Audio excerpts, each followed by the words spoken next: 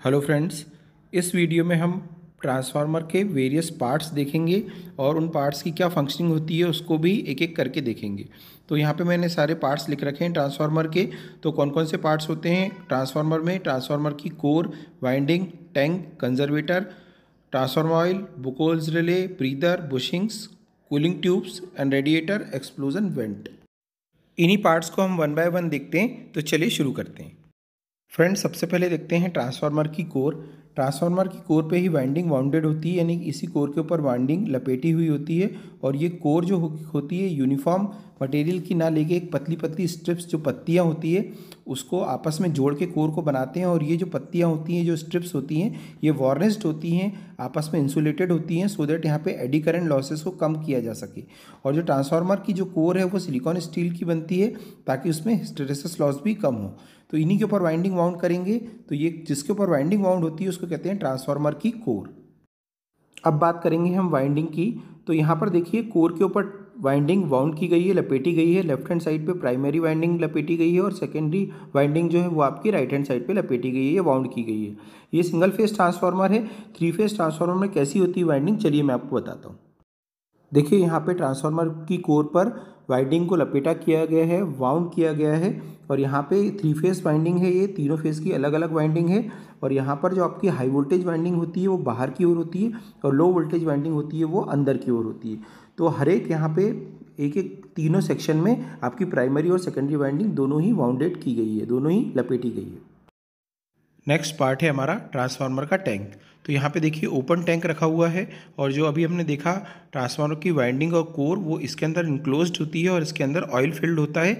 Oil का यहाँ पे दो काम होता है, एक तो इंसुलेशन प्रोवाइड कराना, क्योंकि एयर से बेटर इंसुलेटर होता है ऑयल, और इसलिए इसको ऑयल से फिलअप करते हैं। और ऑयल कूलिंग भी प्रोवाइड कराता है यहाँ पर ट्रांसफार्मर में।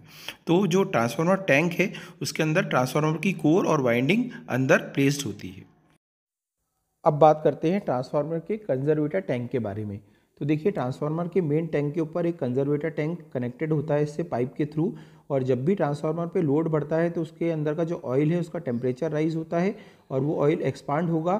फिर उसको स्पेस चाहिए कहीं जाने के लिए, तो ये फ्लो होकर ऊपर के कंजर्वेटर टैंक में चला जाता है। जबकि हैवी लोड्स होते हैं और आपका टेम्परेचर जो ज़्यादा होता है ट्रांसफार्मर ऑयल का, तो ये फ्लो होकर कंजर्वेटर टैंक में चला जाएगा। वैसे वर्षा जैसी लोड कम होगा तो टेम्परेचर डाउन होगा ऑयल का और वापस ही अपने मेन टैंक में आकर फ्लो हो जाएगा, फ्लो होकर यहाँ पहुँच जाएगा मेन टैंक में। तो इस कंजर्वेटर का फंक्शन होता है जो एक्सपांडेड ऑयल है उसको एकोमोडेट करना। अब आता है फंक्शन ब्रीदर का। तो यहाँ पे देखिए ब्रीदर को कंजर्वेटर टैंक के ठीक ऊपर एक पाइप के हेल्प से लगाया गया है और ब्लू कलर का इसमें जो मटेरियल डला है वो सिलिका जेल उसको हम बोलते हैं। और जैसे ही आपको पता है, अभी मैंने बताया कि लोड कम होगा तो ये जो ऑयल है आपका कंजर्वेटर टैंक का, ये मेन टैंक में फ्लो जाएगा वापस से और इससे एयर इनलेट होगी, मतलब एयर अंदर की ओर आएगी। और उस एयर में मॉइस्चर कंटेंट है, कुछ नमी है, वो अंदर ना जाए तो इसीलिए ये सिलिका जेल क्या करता है, उस मॉइस्चर कंटेंट को अब्जॉर्ब करता है और ड्राई एयर को अंदर जाने देता है कंजर्वेटर टैंक में। अब देखते हैं बुकोल्स रिले की फंक्शनिंग। बुकोल्स रिले ट्रांसफार्मर के मेन टैंक और कंजर्वेटर टैंक के ठीक बीच में लगा हुआ होता है। ये लेफ्ट हैंड साइड में बुकोल्स रिले देखिए ग्रीन कलर में बना हुआ है और दोनों साइड इसमें पाइप फिटेड है। क्या होगा, जैसे ही ट्रांसफार्मर में कोई इंटरनल फॉल्ट आता है तो ऑब्वियसली वहाँ का टेम्परेचर राइज होगा और वहाँ पे गैस जो है बहुत, वहाँ पे क्या होगा, जो ऑयल आपका एक तो गैस फॉर्मेशन होगा और जो ऑयल है टर्बुलेंस के साथ ऊपर की ओर जाएगा। इस कंडीशन में अगर आपका नॉर्मल फॉल्ट है, छोटा फॉल्ट है, तो आपका टर्बुलेंस ज़्यादा नहीं होगा और इसका फ्लो तो बढ़ेगा। तो ये अलार्म देगा कि कुछ अंदर यहाँ पे कुछ शॉर्ट सर्किट भी हो सकता है या स्मॉल कोई इंटरटर्न फॉल्ट हो सकता है जिसके कारण कि यहाँ पे टेम्परेचर राइज हो रहा है। अगर इसके बाद हाई इंटेंस फॉल्ट होता है, बहुत ज़्यादा हाई इंटेंसिटी का फॉल्ट होता है, तो क्या होगा, ये जो टैंक का जो ऑयल है ये बहुत तेज़ी से ऊपर की ओर जाएगा और यहाँ पे गैस एक्सेसिव गैस फॉर्मेशन होगी। इसके कारण जो ये आपका जो फ्लोट है ये क्या होगा, यहाँ पे नीचे आके ट्रिप कॉइल है उससे कनेक्ट हो जाएगा और ये ट्रांसफार्मर को सेपरेट कर देगा। जो हेल्दी सेक्शन है उससे फॉल्टी सेक्शन को, यानी ट्रांसफार्मर को वहाँ से ट्रिप कर देगा, डिस्कनेक्ट कर देगा वहाँ पर। तो ये इंटरनल फॉल्ट से हमको प्रिवेंट करने के काम आता है बुकोल्स रिले।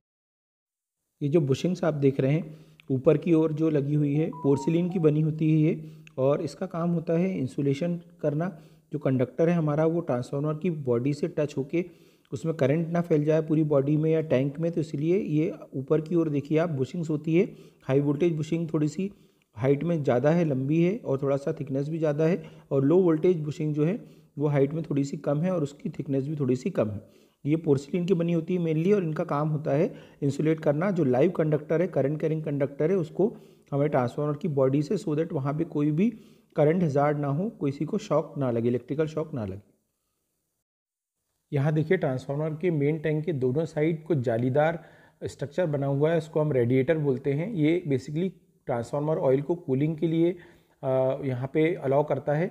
जैसे ट्रांसफार्मर का ऑयल हीट हो जाता है मेन टैंक का, तो ऊपर का जो पाइप है उससे ये रेडिएटर के फिन्स में अंदर की ओर फ्लो होते हैं और वहाँ एयर के कांटेक्ट में आके हीट एक्सचेंज करके अपना वापस से ठंडा होके ऑयल आपका टैंक में जाता है।